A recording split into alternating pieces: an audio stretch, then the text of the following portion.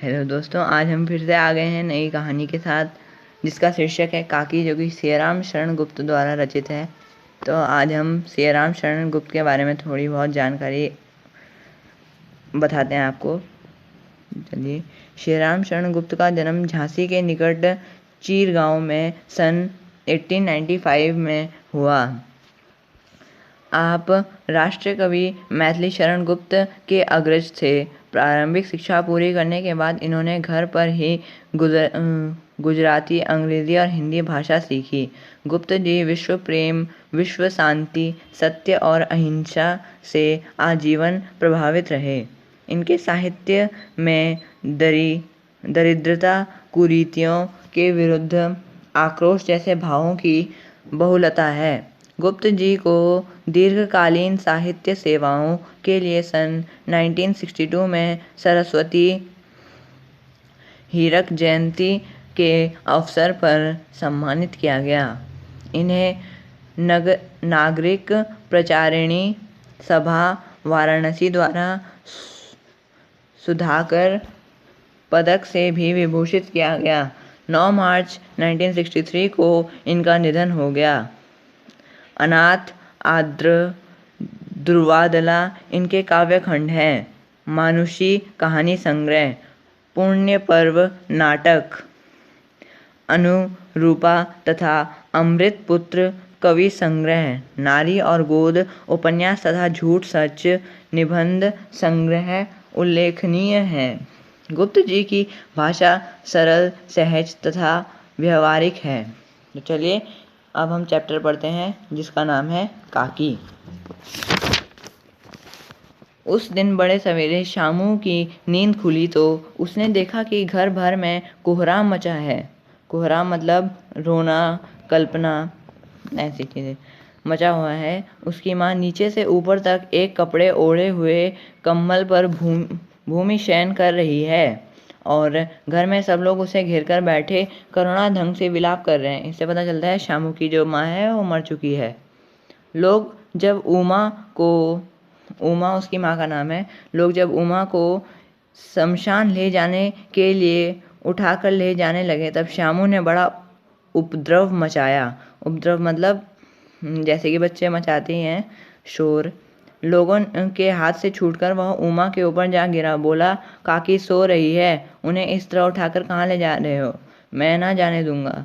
तो छोटा था तो उसने देखा कि लोग उसकी माँ को कहीं ले जा रहे हैं, तो उसने बोला कि मैं नहीं जाने दूंगा। लोगों ने बड़ी कठिनाई से उसे हटा पाए।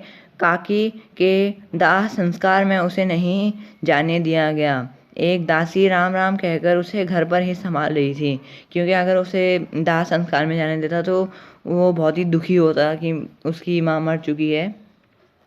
यद्यपि बुद्धिमान गुरुजनों ने उसे विश्वास दिलाया कि उसकी काकी उसके मामा के यहाँ गई है, परंतु असत्य के आवरण असत्य पे ज़्यादा देर तक पर्दा नहीं रहता, सत्य जल्दी ही सामने आ जाता है। तो परंतु असत्य के आवरण में सत्य बहुत समय तक छिपा ना रह सका। आसपास के आबोध बालकों ने मुंह से ही वह प्रकट हो गया। यह बात उससे छिपी ना रह सकी कि काकी कहीं नहीं ऊपर राम के पास गई है। काकी के लिए कई दिन तक लगातार रोते रोते उसका रुदन तो कर्मश शांत हो गया, परंतु शोक शांत न हो सका। वर्षा के अंततर 1-2 दिन में ही पृथ्वी के ऊपर का पानी तो अगोचर हो जाता है, परंतु भीतर ही भीतर उसकी आर्द्रता जैसी बहुत दिनों तक बनी रहती है। वैसे ही उसके अंतस्थल में वह शोक जाकर बस गया था।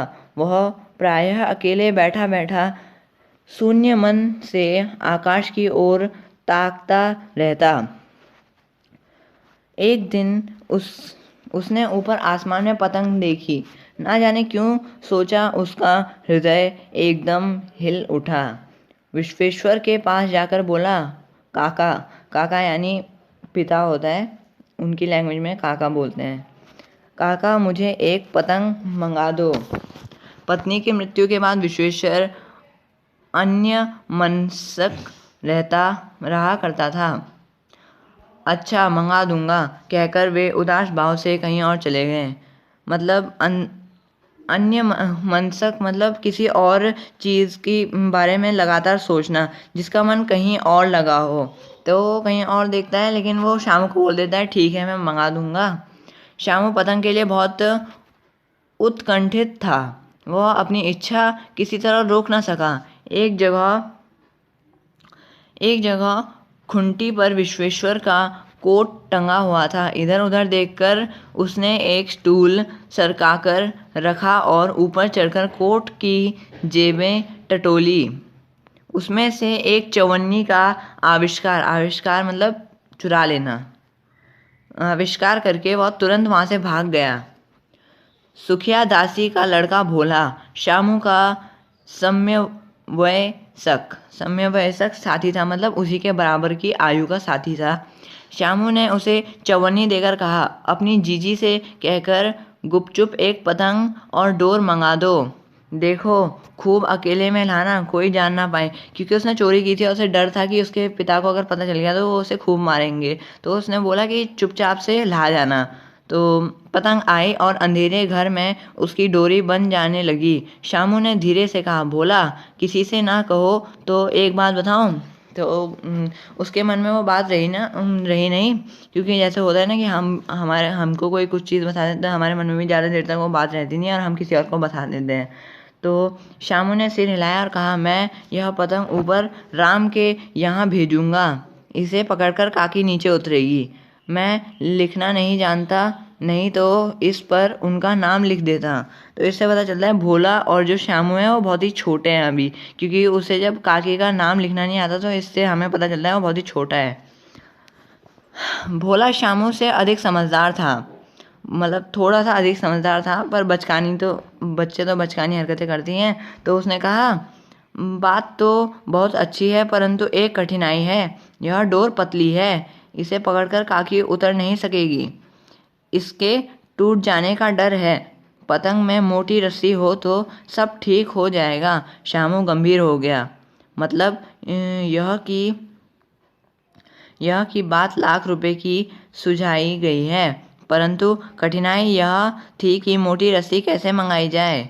पास में दाम है नहीं, और घर में जो आदमी उसकी काकी को बिना दया माया के जला आए हैं वे उसे इस काम के लिए कुछ नहीं देंगे। उस दिन शामू को चिंता के मारे बड़ी रात तक नींद नहीं आई। पहले दिन की तरकीब से दूसरे दिन उसने विश्वेश्वर के कोट से 1 रुपया निकाल ले जाकर भोला को दिया और बोला, देखो भोला, किसी को मालूम ना होने पाए अच्छी अच्छी 2 रस्सी मंगा देना। एक रस्सी ऊंची मतलब छोटी पड़ेगी। जवाहर भैया से मैं इस कागज पर काकी लिखवा रखूँगा। एक नाम की चिट्ठी रहेगी तो पतंग उन्हीं के पास पहुंच जाएगी। 2 घंटे बाद प्रफुल्ल मन से शामू और भोला अंधेरी कोठरी में बैठे बैठे पतंग से रस्सी बांध रहे थे। अकस्मात शुभ कार्य में विघ्न की तरह उग्र रूप धारण किए हुए विश्वेश्वर वहां आ घुसे। भोला ओ शामू को धमकाकर बोले, तुमने हमारे कोट से रुपए निकाला है। भोला सक पकाकर एक ही झट में मुखरबीर हो गया। मुखरबीर मतलब एक ही बारी में एक ही डांट सुनकर सारा सच उगल देना। बोला, शामू भैया ने रस्सी और पतंग मंगाने के लिए निकाला था। विश्वेश्वर ने शामू को 2 तमाचे जड़कर कहा, चोरी सीख कर जेल जाएगा। अच्छा, तुझे आज अच्छी तरह समझाता हूँ। यह कहकर फिर तमाचे जड़े और कान मलने के बाद पतंग फाड़ डाली। अब रस्सियों की ओर देखकर कहा, ये किस लिए मंगाई? भोला ने कहा, इन्होंने मंगाई थी। कहते थे इस पतंग तानकर काकी को राम के यहाँ से नीचे उतारेंगे। विश्वेश्वर हतबुद्धि होकर वहीं खड़े रह गए। उन्होंने फटी हुई पतंग उठाकर देखा। उस पर चिपके हुए कागज पर लिखा हुआ था, काकी। धन्यवाद। मेरे YouTube चैनल को लाइक, सब्सक्राइब और शेयर जरूर कर देना।